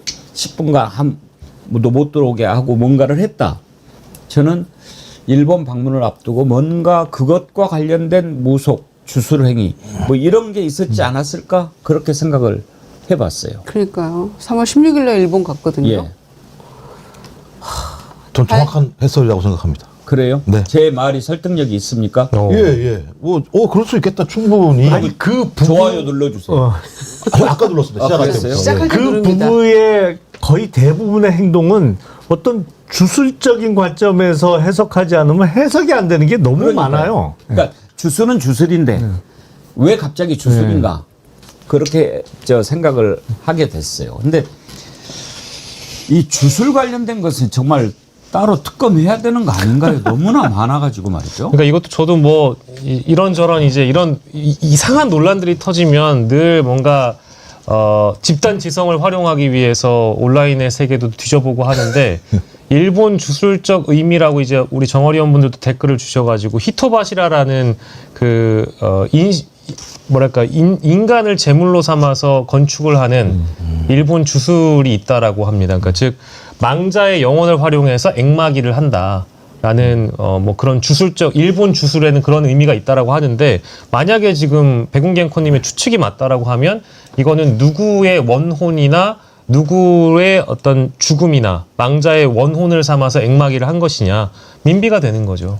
명성황후가 되는 것이죠. 만약 그런 차원의 해석이 맞다라고 한다면. 근데 약간 좀 그 해석상의 고민이 있는 게 아니 윤석열은 계속 친일적인 행위를 해왔었잖아요. 예. 근데 왜 거길 갔지? 명성황후가 시해당한 곳이잖아요.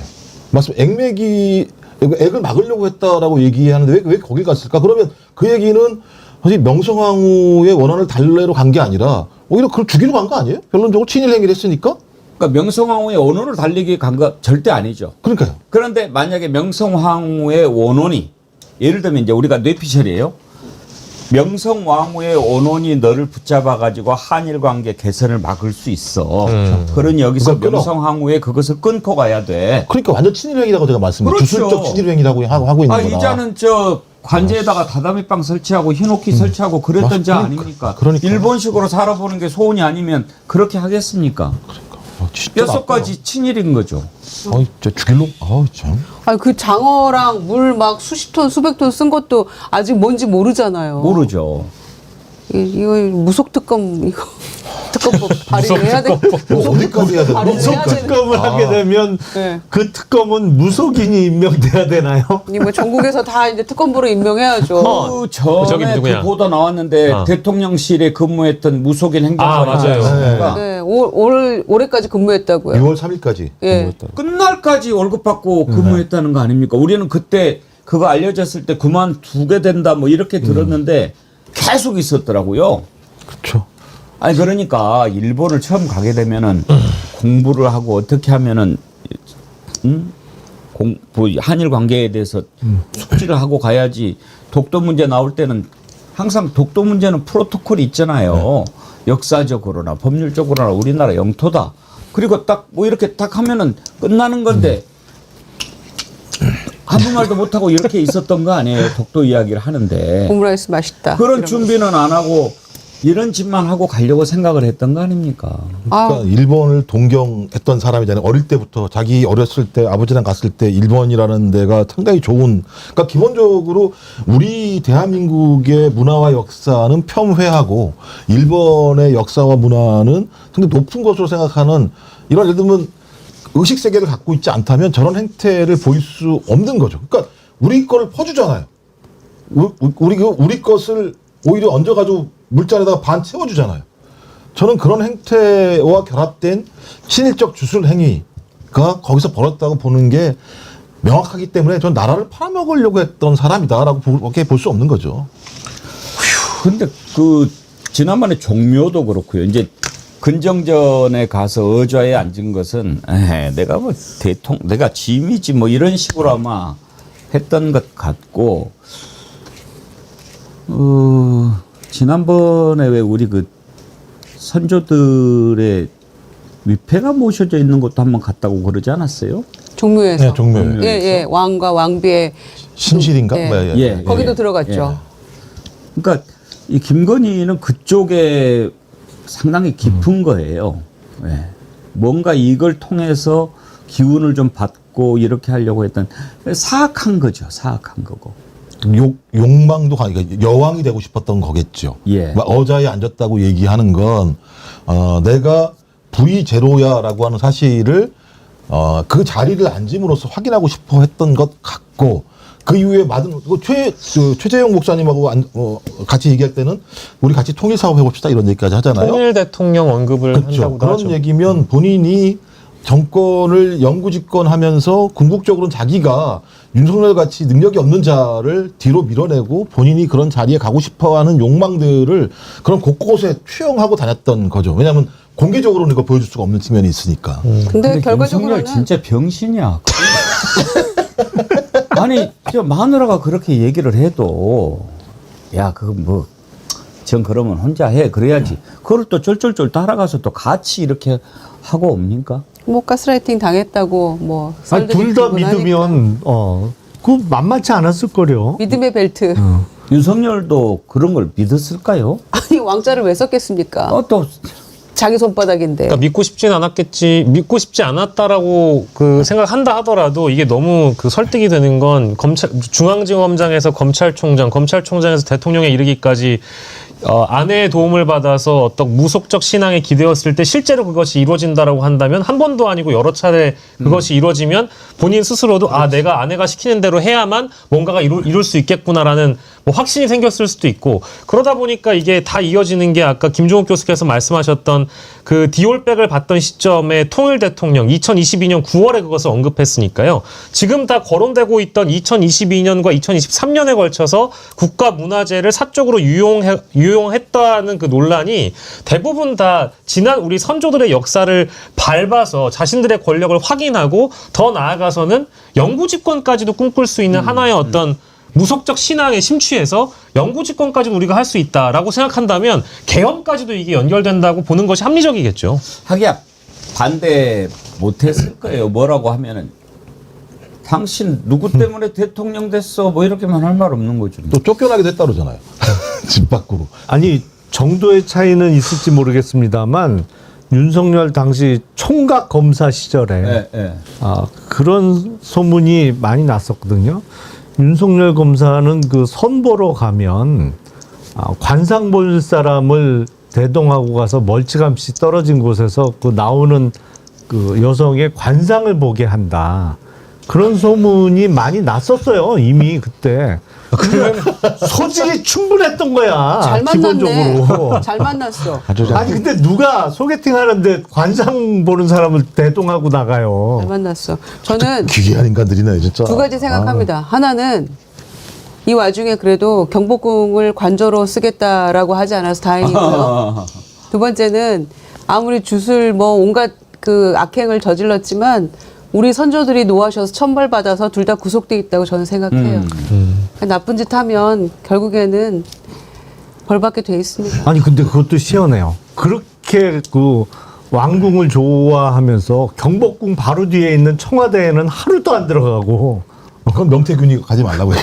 그러니까 기분이 안 좋다고 죽는다고. 급사다 이러니까 안 갔다는 거잖아요. 한편으로는 진짜 이것도 저는 잘 이해가 안 됩니다만 이렇게까지 보도가 되고 뭐 물론 지금 이제 정어리언들이 방송을 보시는 거고 제가 생각하는 반체제적이고 반헌법적인 거에 이제 완전히 기대해 있는 극우 세력들은 이 방송을 안 보실 테니까 생각을 해보십시오. 3년 반 동안 완전히 무속에 미쳐가지고 나라를 무속 국가로 만들려고 했던 사람들인데 이제 와서는 윤석열과 김건희가 구치소에 들어가가지고 기도 타령하고 예수님 타령하고 있다는 거 아닙니까? 이게 얼마나 모순적입니까? 근데 지금 또, 협중 시위라든지 극우 시위를 주도하는 멸공 개신교 세력들이 왜 이런 것들은 다 잊어버렸는지 모르겠어요. 너무 이율배반적이지 않습니까? 무속에 미칠 거면 무속에만 미쳐야지. 이제 와서는 예수님 타령하고 기도 타령하고 성경 타령한다라는 게 저는 사실관계를 좀 보고 판단했으면 좋겠어요.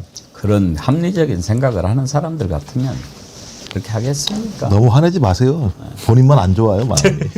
이건 좀 생각을 해볼 일인데요. 오늘 새벽에 이제 최병 특검이 무더기로 영장을 신청했기 때문에 과연 몇 명이나 영장이 발부가 될까 참 궁금했거든요.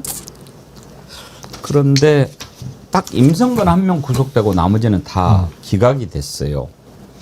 이거는 좀 실망스럽지요. 법원보다도 약간 최병 특검에 좀 실망감이 들었습니다. 도대체 어떻게 수사를 해서 영장을 청구했길래 이렇게 무더기로 기각되는 결과가 나왔나. 그나마 다행인 것은 임성근 저자가 구속된 거. 오히려 임성근이가 맨 마지막에 뭐 할렐루야 하면서 하나님의 사랑으로 비밀번호 풀게 됐다 이렇게 이야기한 게 더 건든 게 아닌가 싶기도 한데 일단 김영남 의원님은 그 기각이 그렇게 많이 된 건 어떻게 보십니까? 일단 기각 사유로 법리적인 문제를 지적을 했어요. 영장 판사가. 그러니까 임성근 전 사단장이 구속된 혐의는 업무상 과실치사거든요. 그러니까 최혜병 사망과 관련해서 그때 그런 그 물살이 아주 센 가운데에도 입수해서 수색 작업을 시킨 거, 그거로 인해서 사망의 결과가 이른 거에 대한 책임을 물은 것인데, 그 대부분 영장이 기각된 사람들은 직권남용죄로 영장이 청구된 사람들입니다. 그런데 이거는 직권남용죄의 성립 여부에 대해서 다퉈볼 여지가 있다. 그러니까 이게 죄가 되는지 확실치 않다는 취지로 기각을 했어요. 그래서 이거는 치명적이죠. 영장 기각 사유가 차라리 죄는 인정되는데 범죄 혐의는 소명되나 도주 및 증거인멸의 염려가 없다고 해서 기각을 하면 뭐 죄는 인정되는데 뭐 도망갈 사람 아니니까 불구속 하라는 취지로 해서 이해할 수가 있는데, 근본적인 의문을 제기했기 때문에 특검 입장에서는 뼈 아프고, 요번에 한꺼번에 그동안 영장 청구가 한 명도 안 되다가 7명을 한꺼번에 영장 청구한 게 좀 이상하긴 했어요. 그럼 그랬어요. 뭐 무슨 자신인가. 그리고 이렇게 7명을 한꺼번에 한 것은 뭐 집단으로 무슨 일이 이루어졌을 때나 하는 거지. 예를 들면은 이번에 캄보디아에서 한꺼번에 이렇게 송환이 그렇죠. 됐을 때 그때는 뭐 같이 영장을 청구할 수는 있겠지만, 이건 그동안에 쭉 수사를 해왔으니까 꼭 동시에 청구할 이유는 없잖아요. 그렇죠. 대부분 이런 종류의 수사는 밑에서부터 올라가는 수사를 하죠. 예. 밑에서부터 위로 올라가는 수사를 하면서 중간중간에 관련자들에 대해서 구속영장을 청구하고 이렇게 지휘 계통 라인을 따라서 위로 올라가는 차례로 수사를 하는데, 그동안 전혀 없다가 7명을 한꺼번에 영장 청구할 때 둘 중에 하나거든요. 매우 자신감이 넘치던지. 근데 그래도 좀 이상해요. 자신감이 넘쳐도 이렇게 수사하는 건 좀 이상했는데, 두 번째 케이스는 매우 자신감이 없던지예요. 근데 후자 쪽에 영장 결과만 놓고 보면 후자 쪽으로 나와서 그러면 이게 결국에 직권남용죄라는 게 당시 그 장관선에서 끝날 게 아니고 더 위로 올라가야 될 부분이 아직 남아 있는데 범죄 성립 여부에 대한 의문을 표시하는 결과가 나와서 사실 특검도 그렇고 지켜보는 사람도 곤혹스럽습니다. 그러면 이거 안 되는 수사야? 뭐 이런 의문이 들 수밖에 없죠. 그나마 임성근 구속돼서 다행이다 싶은 마음이 드는데, 지금 사실은 이게 최혜병 순직 사건 외압 의혹이잖아요. 네. 그러면 외압의 맨 정점에 윤석열이 있고, 그걸 받아서 이종섭이, 또 김계환이, 그다음에 유재은, 김동혁이야, 박동혁이야. 김동혁입니다. 뭐 이렇게 지금 막 된 거 아니에요. 이걸 밝히지 못하면은 뭐하러, 오히려 우리는 지금 그 과정에서 이것은 기본이고, 거기에 임성득, 주진우 뭐 이런 자들 다 관련된 것까지 갈래가 나갈 줄 알았는데 이게 뭐냐 이런 생각이 들어요. 그러니까요. 저희는 세계 특검이 시작을 했을 때 해병대 특검이 최혜병 특검이 가장 아주 신속하게 원활하게 빨리 이게 마무리될 수 있을 거라고 생각을 했는데, 오히려 지금 한 명도 구속을 못 시키다가 임성근 이제 하나 구속이잖아요. 그런 점에서 좀 이게 지금 맞나 이런 생각들을 하게 되고, 구속영장을 7명을 한꺼번에 청구했을 때도 조금 예외적인 케이스이긴 합니다만, 그래도 그동안에 경로설도 확실하게 진술들을 다 증거도 확보를 했고, 800에 7070 번호 누가 통화했는지도 다 그 베일에 쌓여졌던 그 번호 관련된 것도 다 확보를 했고, 그래서 자신 있나 보다라고 생각한 거예요. 저도 어제까지 그렇게 생각을 했어요. 그래서 순직 사건 하나에 갈래, 그다음에 이 외압 사건이 우리가 그동안 논란이었으니까 이게 제대로 딱 되면 그다음에 이제 윤석열로 가는구나. 그리고 김건희 구명운동에 나섰던 김건희 관련된 그 이종원이 블랙펄 인베스트먼트니 뭐 전부 다 그렇게 연결이 올라갈 수 있겠구나 했는데, 뭔가 브레이크가 딱 걸린 느낌이에요. 물론 하는 얘기가 있죠. 영장 발부가 안 됐다고 해서 범죄 혐의가 없는 건 아니다. 흔한 얘기를 그렇게 합니다만, 저희가 건진의 케이스나 다 앞서 봐왔듯이 구속이 되니까 술술 불잖아요. 그러니까 그런 효과가 있는 것이죠, 실제로. 그리고 지금 여기서 이렇게 멈춰버리면 수사 외압은 그러면은 뭐 윤석열까지 올라갈 이유도 없다라는 것인가라고 생각을 하게 되고 그렇게 지금 안 본다는 것인가 여러 가지 의심이 드는 겁니다. 그래서 오히려 가장 지금 중요하게 생각했고 사회적으로 국가적으로 가장 큰 논란이었던 수사 외압에서 뭔가 브레이크가 걸린 느낌이니까 굉장히 저는 새벽에 놀랐어요. 그렇죠. 박유시 장관님 이렇게 되면 수사 동력이 얼마나 탄력을 잃겠어요. 예, 그러니까 이제 뭐 한 3일 전에 나왔던 보도입니다만은 해병특검 쪽에서도 내란 특검의 윤석열 구속 기간이 이제 내년 초에 이제 만료가 된다는 걸 알고 있기 때문에 윤석열 구속 기소까지 나아가려고 한다면 이종섭 장관이라든지 김계환 해병대 사령관 기타 등등의 이 수사 외압 의혹의 당사자들은 구속이 필요하다라는 거를 누구보다 다 절실히 이해를 하고 있을 겁니다. 그럼에도 불구하고 오늘 새벽에 이런 올 기각이죠. 그러니까 정재욱 부장판사가 담당한 5명에 대해서는 올 기각인 것이고 이정재 부장판사가 담당한 임성근 외 1명에 대해서는 임성근만 구속을 시킨 겁니다. 사법부 전체 영장 전담 팀에서 봤을 때는 정재욱 부장판사와 이정재 부장판사가 7명 중에 고작 1명의 영장을 인용해 주면서 앞으로의 이 특검 수사의 전략이 어디로 나아갈 것이냐. 결국에는 오늘 이제 30분 전에 해병특검이 입장 밝힌 걸 보면 법정에서 싸우겠다라고 밝히거든요. 예. 그러면 이거 이제 불구속 기소로 나아간다는 얘기가 돼서 영장 재청구도 없이 이렇게 간다고 하면 윤석열에 대한 그 뭐 구속 기소는 그럼 가능한 것이냐. 이것도 지금 좀 의구심이 들어서 처음에 저는 시작했을 때는 7명의 영장 청구가 특검의 자신감으로도 해석될 수 있는 여지가 있다고 봤는데 이게 지금 돌아가는 상황을 결론만 놓고 본다면 수사가 좀 미진했던 것인가? 거기에 더해서 주진우, 임종득 이런 정치인들에 대한 수사가 전혀 없는 걸 보면 뭐지? 그리고 임성근 구명 로비 운동 어찌 보면 종교계의 거목이라고 부르는 순복음교회 이영훈 목사와 김장환 극동방송 이사장까지 건드린 상황인데 이거 밝힐 수 있나? 이런 좀 의심이 들어서 지금의 상황은 매우 유감스럽고 안타깝습니다.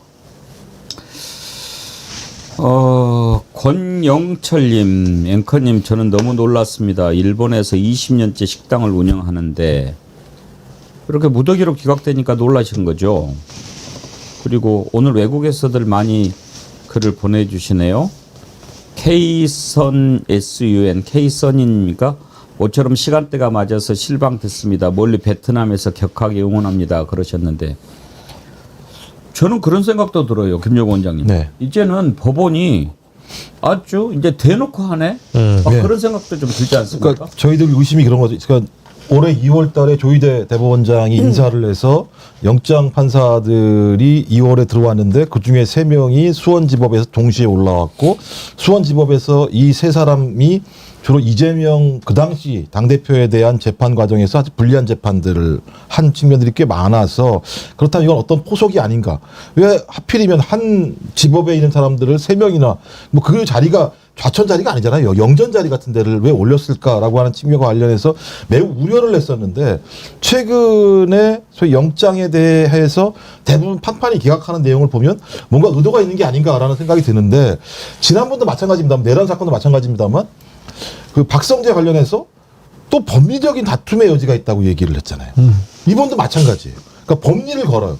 말씀하신 것처럼 법리를 건다라고 하는 건 그 특검에서 수사한 내용과 관련해서 전반적인 사실에 대해서 당신들을 신뢰할 수 없다라고 하는 시그널을 주는 측면들이 분명히 있기 때문에 많은 국민들이 우려하는 건 오히려 야 이제 내년 1월 달에 실제로 진짜로 윤석열에 대한 1심 판결이 나오는 거야? 나오기 전에? 6개월이 되기 전에? 또 이 정도의 상황이라면 윤석열도 본인이 이 비상기업 문제와 관련해서 위헌적인 사실을 몰랐다고 얘기한다면 범죄가 성립 안 될 수도 있다라고 저 판사들이 우기면 방법이 없는 거 아니야? 라고 하는 고민들이 있는데 이번 건도 마찬가지입니다만 기본적인 사실관계는 어느 정도 소명이 됐다고 얘기하면서 법리적인 면에는 다툴 여지가 있다. 저같이 예를 들어 일반인들은 무슨 말인지 모르겠어요. 사실이 소명됐으면 제가 볼 때는 뭐가 문제가 있다라고 판단한 거 아니에요?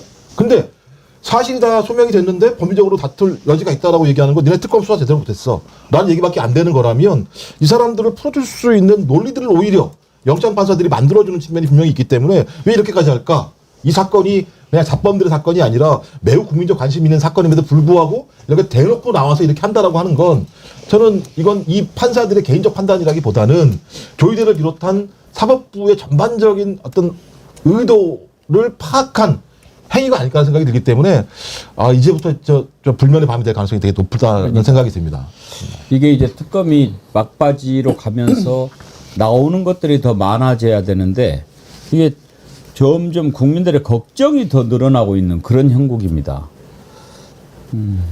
좀 찝찝하고요. 예. 그다음에 대법원에서 개업날 모여서 회의하는 게 왜 뭔 얘기를 했냐라고 하니까 합법적 개업일 경우에는 후속 조치를 하기 위해서다. 네. 이런 얘기했잖아요.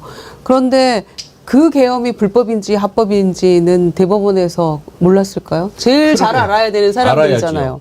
그런 점에서 저는 박성재 영장 기각된 것도 이게 위법인지 아닌지 알았는지 몰랐는지 언제 인지했는지 뭐 이런 거 다퉈볼 필요가 있다라는 그것도 대법원의 그런 어처구니 없는 변명과도 일맥상통하는 것 같고 어쩐지.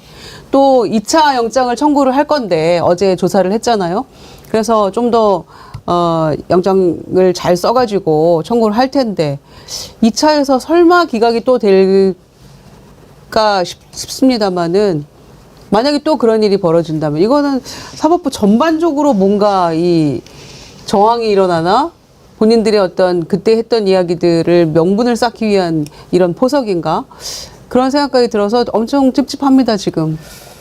지켜보도록 합시다. 정말 국민들이 슬슬 걱정하고 있는데요. 오늘 백운계 정치 1번지는 여기까지 할 텐데 이은중님께서 속보 2개 보내주셨네요. 윤석열 실명 위험 16포인트 글자도 못 읽어 16회 연속 재판 불출석하며 밝힌 이유. 에라이 양치기 양아치야. 이건 이은주님이 준 댓글입니다. 또 속보 하나. 코스피 장중 3,900선 훌쩍 12시 현재 3,920.17. 아니 5천 가겠는데요? 아니 4천 넘기겠는데? 5천 가겠어요. 임기 중에 가나 못 가나 이랬는데. 임기 중에가 아니라 올해 안에 가겠어요. 아 그거 이러다가요. 와. 저는 그 올 여름 정도에는 내년 6월 지방선거 전에 4천은 찍을 수 있을 거다 충분히. 예. 그렇게 예상을 하고 그런 말씀을 드린 적이 있는데. 연말에 찍겠는데. 지금 이 기세면 뭐 연말이 아니고 다음 주에 찍을 수도 있어요. 다음 주 4천은 가능성이 되게 높을 것 같습니다. 근데 이 몇 가지 요인이 겹쳐서 이런 그 강세장이 만들어지고 있는데 첫 번째는 정책 이슈예요. 이재명 정부 그리고 민주당이 지금 한국 상장 기업의 이른바 거버넌스 기본적으로는 이제 그 지배주주 회장님 말고 다른 소액주주들도 무시 못하게 제도나 이 법을 고치고 있는 게 크게 작용을 한 것이고 또 다른 요인은 세상에 돈이 넘쳐요. 우리나라만 그런 게 아니고 전 세계적으로 유동성이 막 이른바 유동성 장세요. 그러니까 돈이 넘쳐나요 지금. 뭐 그 크게 보면 두 가지 정도 요인으로 이거 근데 어디에 넘쳐나요? 아니 그냥 전체적으로 보면 그래요. 전체적으로 보면 주로 개개인의 주머니에서는 주로 그런데 아니 그건 통계로 확인이 되는 거죠. 네. 통계로 한국은행 통계를 보면 8월 말 기준으로 이른바 광의의 통화라고 하는 M2 그러니까 쉽게 말씀드리면 그냥 2년짜리 정기 예금보다 현금화가 용이한 거는 다 M2 범위에 들어가는데 우리가 이제 정기 예금을 들면 만기까지 대부분 가져가려고 하잖아요. 근데 이제 급하면 정기 예금 그 깨서 뭘 쓰는데 그러니까 깨면 보통 단기간 기간이 짧은 거부터 해약을 해서 쓰잖아요. 그러니까 2년짜리 정기 예금보다 현금화가 쉬운 부분은 다 M2로 잡는데 이게 8월 한 달 동안 대략 56조 원이 늘어서 M2가 한 4,400조 원 정도 돼요. 그러니까 우리 사회 전체적으로 보면 돈은 점점 많아지고 있어요. 틀림없이. 개개인의 주머니는 아니죠. 이제 소수에게 많아지고 있어요. 개그를 다큐로 받으셔서 길게 좋은 설명을 해주신 김영남 의원님 감사드립니다. 감사합니다. 아니 그 칭찬받을 말이 아니었던 것 같아. 해놓고 보니까. 예, 이번 주도 이렇게 또 여러분들과 함께 달려왔습니다. 특검도 그렇고 또 법원 하는 것도 그렇고 국감장에서 보여주는 것들도 그렇고 우리가 조금씩 힘들다, 성질 나네 이런 것도 있지만은요. 그래도 우리가 이치양명제를 외치던 때가 참 언제입니까? 그런데 어제 정부 합동 감사, 결과 네. 이태원이 윤석열 대통령실 옮긴 것 때문에 이태원 참사가 일어났다 밝혔지요. 오늘 임성근이 구속됐죠. 이런 거 보면서 그래도 우리가 외쳐왔던 이치양 명주의 진실이 하나하나 이렇게 밝혀지고 있는 것 참 감사하다 그런 생각 듭니다. 이거에 다 어떻게 이루어졌습니까? 여러분들이 함께하면 된다. 정의와 상식의 새로운 바다에서 우리가 한번 싸워보자라고 했기 때문에 그런 것 아니겠습니까? 좀 느려도 이렇게 진실을 향해서 앞으로 나아가고 있는 대한민국입니다. 힘내시고요. 이번 주말 건강하게 잘 보내시기 바랍니다. 자, 함께해 주신 김용남 의원님, 김유정 의원님, 김종욱 원장님, 박영식 엔카님 네 분 수고하셨습니다. 감사합니다. 감사합니다.